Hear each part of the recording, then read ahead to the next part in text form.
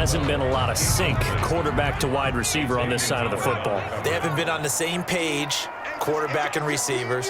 Heck, they haven't been on the same grease board when you draw plays up. They haven't been on the same Surface tablet that you look at on the sidelines. Nothing's worked for them. They've got to find a way to start matching each other's movements. That'll leave them with a 3rd and 2 coming up. They got 8 yards there.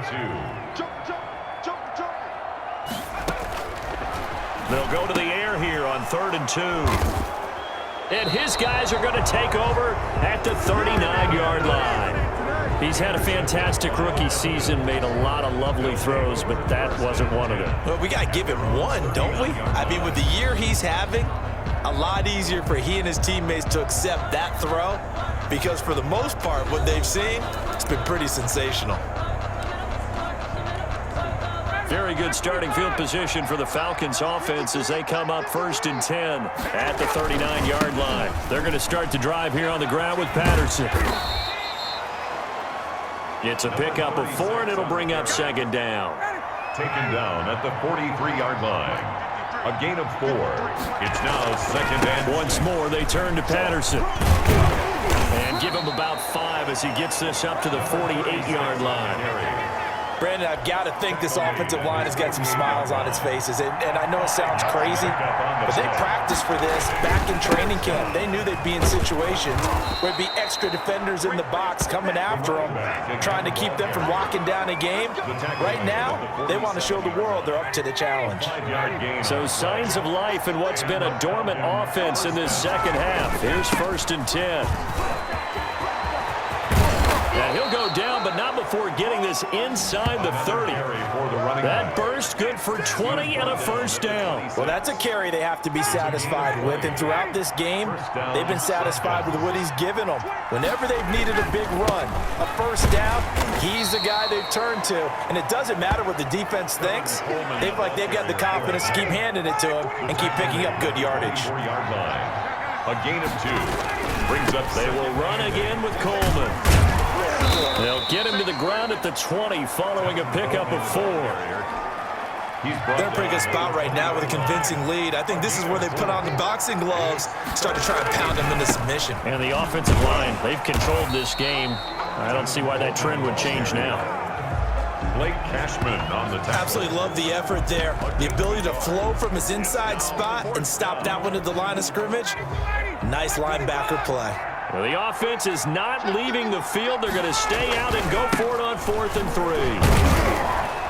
3. And he picks up the first.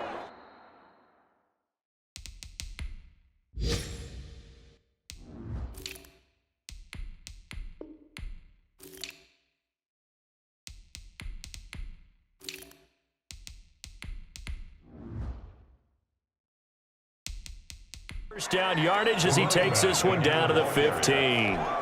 Starting to look like this drive, it may be the final nail in the coffin. Well, this is why you work out so hard, right? This is why you spend all that time in the offseason.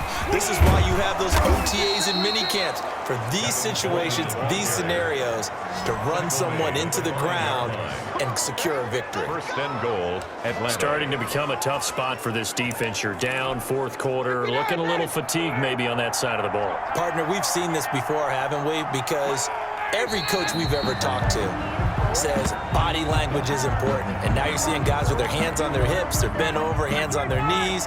And the offensive guys are just saying, let's just keep running it at them. We've got them now. And they will take a knee here.